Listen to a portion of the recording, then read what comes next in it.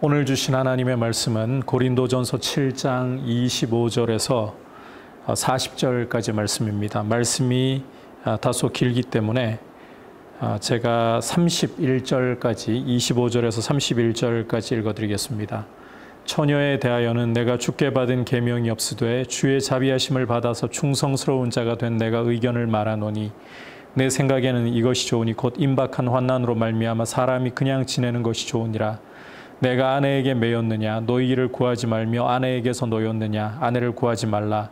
그러나 장가가도 죄짓는 것이 아니요 처녀가 시집가도 죄짓는 것이 아니로되 이런 이들은 육신의 고난이 있으리니 나는 너희를 아끼노라. 형제들아 내가 이 말을 하노니 그때가 단축하여 진고로 이후부터 안에 있는 자들은 없는 자같이 하며 우는 자들은 울지 않는 자같이 하며 기쁜 자들은 기쁘지 않은 자같이 하며 매매하는 자들은 없는 자같이 하며 세상 물건을 쓰는 자들은 다 쓰지 못하는 자같이 하라. 이 세상의 외형은 지나감이니라. 아멘. 오늘 우리가 함께 읽은 이 고린도전서 7장 25절부터 40절까지는 사도 바울이 이 처녀에 대한 질문에 대해서 처녀의 결혼 문제에 대해서 답변을 주는 내용입니다.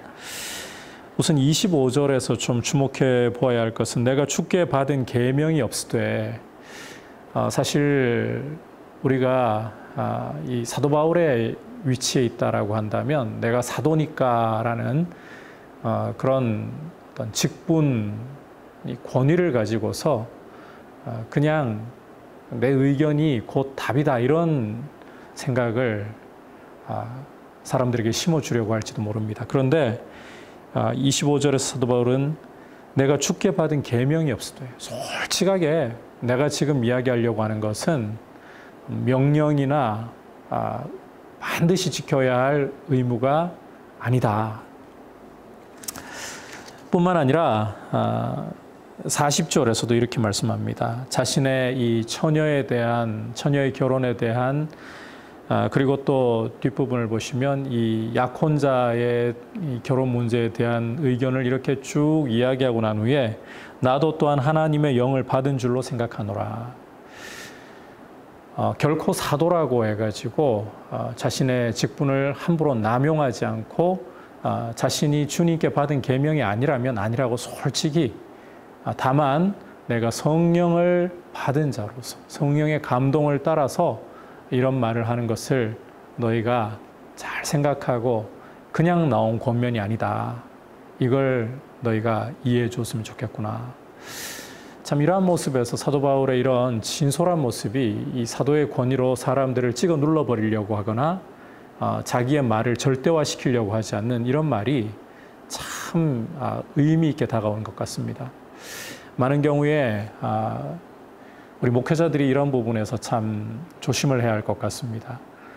성경 말씀이 아니라면 목회자는 내 생각에는, 내 의견에는 이러한 표현으로 솔직하게 고백하는 것이 옳다고 보고요. 사도 바울에게서 이렇게 자신에게 주어진 이 울타리를 넘어가려 하지 않는, 주님께 받은 계명이 없으면 없다고 솔직하게 말하는, 하지만 성령의 감동하심을 입고서 나름대로 이렇게 의견을 제시하는 부분에서 이런 모습들을 잘 본받고 교회를 하나님의 말씀으로 세워야 할 때는 분명하게 세우되, 또 자신의 의견일 때는 자신의 의견이라고 밝힐 줄 아는 이런 겸손함이 참 중요한 것 같습니다. 이 부분을 오늘 말씀에서 한 가지 좀 주목했으면 좋겠고요. 그리고 이제 오늘 말씀의 이 주요 내용이 보면 처녀의 결혼 문제라고 했지 않습니까? 그리고 또 뒤에 가서 보면 이제 여인이 결혼한 여인이 남편이 죽었을 경우에, 사별했을 경우에는 이제 재혼해도 된다. 사도 바울이 이렇게 39절에서 간략하게 다루면서 이 약혼자의 경우 결혼 문제를 어떻게 할 것이냐, 그렇게 다루는 내용입니다. 우선 이 말씀에 우리가 배경을 좀 이해할 필요가 있습니다. 이 고린도전서 7장 전체는 어제 시간에도 말씀드린 것처럼 임박한 환난을 사도 바울이 염두에 두고 있다. 주님이 강림하실 날이 속히 올 것이다 라는 이런 종말론을 염두에 두고 이 권면을 주고 있다라는 것을 이해를 해야 됩니다. 그래서 26절에 보면 내 생각에는 이것이 좋으니 곧 임박한 환난으로 말미암아 사람이 그냥 지내는 것이 좋다.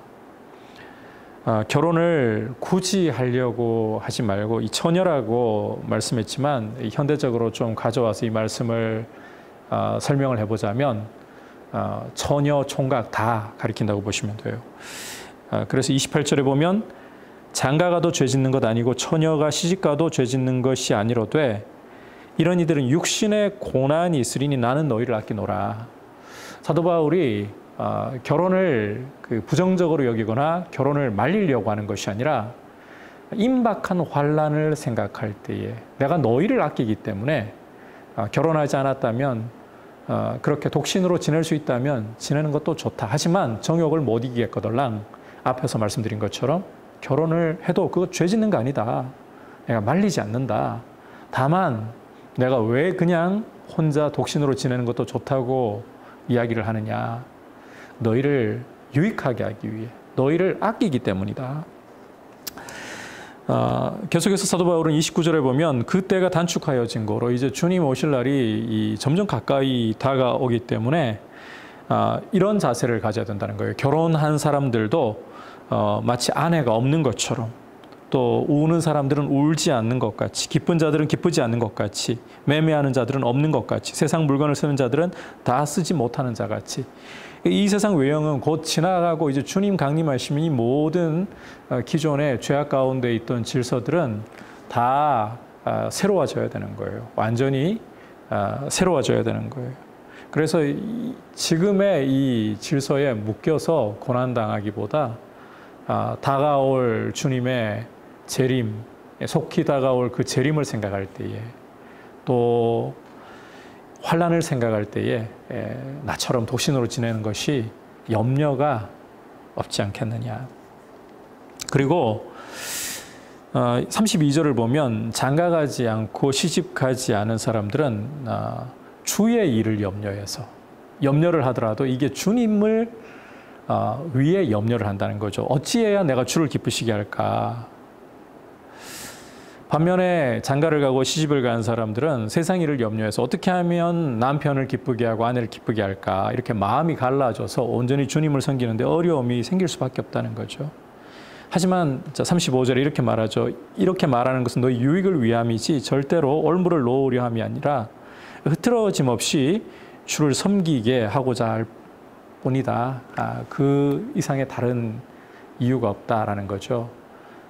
그래서 결혼을 반대하는 것이 아니라 임박한 이 환난, 가까이 다가오고 있는 주님의 재림을 생각하면서 사도 바울이 명령이 아니라 내 생각에는 주께 받은 계명이 아니라 내 생각에는 이렇게 권면한 것입니다. 요지는 이거예요. 이 7장에서 계속 우리가 어제 1절부터 24절까지 말씀을 살펴보면서 반복되는 내용이 있는 것을 보았었죠. 하나님께서 각 사람을 부르신 대로 그 부르심대로 행하라. 장가를 가는 게 문제 없어요. 혼자 지낼 수 있다면 혼자 지내는 것 문제 없어요. 사도 바울의 입장에서는 혼자 지내는 게 더 낫다 하지만 결혼을 해도 문제가 없어요. 그런데 자, 부르심대로 하라는 것은 도저히 타오르는 정욕을 절제할 힘이 없다면 그건 독신으로 못 산다는 말이에요. 독신이 그 사람 부르심이 아니라는 거예요. 결혼을 하라는 거죠.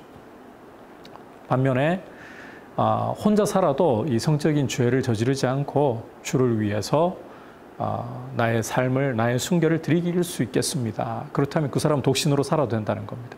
그 부르심을 따라가라는 거죠. 뒷부분에 이제 이 약혼녀에 관한 부분도 마찬가지입니다. 약혼녀를 결혼하게 하고자 한다면 하게 해라. 죄 짓는 거 아닌데. 하지만 내 생각에는 사도 바울 내 생각에는 그냥 두는 편이 임박한 환난 곧 다가올 주님의 재림을 생각할 때 그냥 혼자 살 수 있다면 사는 것이 더 낫다. 그러면서 사도 바울은 어디까지나 이것은 명령이 아니라 나의 개인적인 생각이다. 하지만 내가 성령의 감동을 받아서 이런 권면을 하는 것, 주님을 더 잘 섬기기 위한 것이라는 것을 알아주었으면 한다라는 겁니다. 오늘 이 말씀 속에서 우리가 이 결혼 문제에 대해서는 어제 설명드린 것 정도로 충분할 것 같아요. 앞서 또 설명을 드렸고요. 각자의 부르심대로 가면 되는 거예요. 정욕을 이기지 못하고 정욕 때문에 도저히 죄를 지을 것 같아 결혼을 해야 되는 거예요. 그런 사람들은. 혼자 살아도 나는 죄를 짓지 않고 평생을 주님 위해서 주님을 신랑 삼아 독신으로 살아갈 자신이 있습니다. 그게 그 사람의 부르심인 거예요. 그렇게 살면 된다는 거예요. 다만 임박한 환난을 곧 다가올 주님의 재림을 생각할 때 혼자서 살 수 있으면 사는 것이 좋다. 그것은 주님을 더 잘 섬기기 위해서 나뉘지 않는 마음으로 흐트러지지 않는 자세로 주님 섬기기 위해서라고 바울이 권면하고 있습니다. 오늘 이 말씀에서 부르심대로 각자가 각자의 길을 가면 된다. 이 원리를 잡으면서 사도 바울이 강조하려고 하는 것은 흐트러짐 없이 주님을 섬기고자 하는 이 태도, 이 말씀에서 그걸 보는 게 참 중요한 것 같아요. 우리가 주님을 섬길 때에 두 마음으로 주님을 섬겨서는 안 됩니다. 오늘 말씀에서 그런 내용까지 다루지는 않지만 세상을 사랑하면서 주님을 사랑할 수는 없습니다. 주님을 사랑하든지 세상을 사랑하든지, 세상을 사랑하면 하나님의 사랑이 그 안에 있지 않는 거예요. 우리의 삶의 우선순위 누구이신가? 바로 주님이 되셔야 된다는 거죠. 그 어떤 것도 주님의 자리를 대신할 수 없습니다. 심지어 복음서에서 주님이 강조하시는 것은 아버지나 어머니나 형제 자매나 아내나 자식이나 누구든지 나보다 더 사랑한다면 내게 합당치 않다. 오히려 다른 사람들, 이런 나에게 가장 가까운 가족들까지도 미워해야 한다라는 표현을 쓰실 정도로, 그만큼 절대적으로, 진짜 미워하라는 뜻이 아니라 절대적인 우선순위를, 절대적인 사랑을 주님께 드려야 된다는 것입니다. 사도 바울의 자세 속에 마음이 갈리지 않고 흐트러지지 않고 주를 섬기고자 하는 이 태도, 이러한 태도를 우리가 오늘 말씀 속에서 잘 본받고 나를 위해 십자가의 생명도 아끼지 않고 주신 주님, 그 피로 나를 죄에서 속량하여서 소유 삼아 주시고 하나님 자녀 삼아 주신 주님께 내 삶을 드려서 그분을 사랑하고 그분만을 사랑하고 주님만이 나의 우선순위, 단순한 우선순위 정도가 아니라 나의 전부라고 고백드릴 수 있는 그런 모습으로 우리의 삶을 드리기를 축복합니다.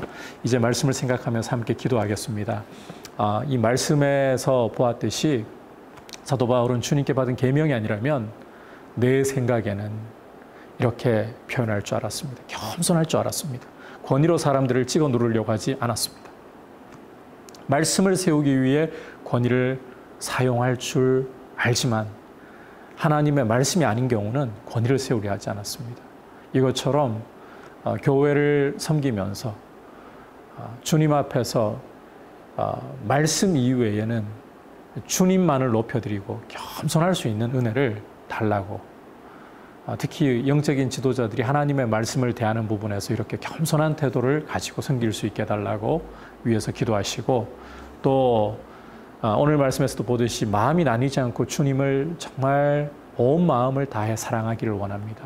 주님만이 나의 전부가 되시고 내 삶의 우선순위가 되시고 주님만이 내 삶에서 최고가 되셔야 됩니다. 주님이 나의 생명이십니다.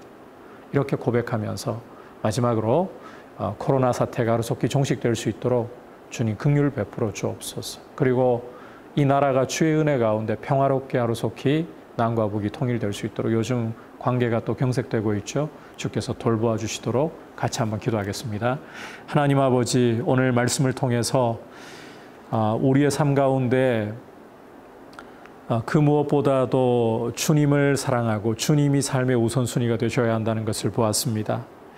사도 바울처럼 마음이 갈리지 않고 흐트러지지 않고 주님을 섬길 수 있는 자세를 저희가 가질 수 있도록 은혜를 베풀어 주시고, 우리 위에 십자가에 죽으시고 우리를 그 피로 죄에서 구속하여 소유 삼아 주신 주님을 전심으로 사랑하고 주님께 우리의 삶을 다 드릴 수 있는 모습으로 우리의 삶을 주님 앞에 늘 새롭게 하여 주옵소서. 아울러 사도 바울이 주님께 받은 계명이 아닐 때에는 내 생각에는이라고 겸손하게 표현했던 것처럼 함부로 권위를 휘두르려고 하지 않고, 아버지, 특히 우리 영적 지도자들이 주님을 섬기면서 두렵고 떨림으로 주의 말씀만을 높여드릴 수 있는 은혜를 주시고, 우리 성도님들 또한 그렇게 주님 앞에 겸손한 모습을 가지게 하여 주시옵소서. 자비로우신 주님 간구합니다.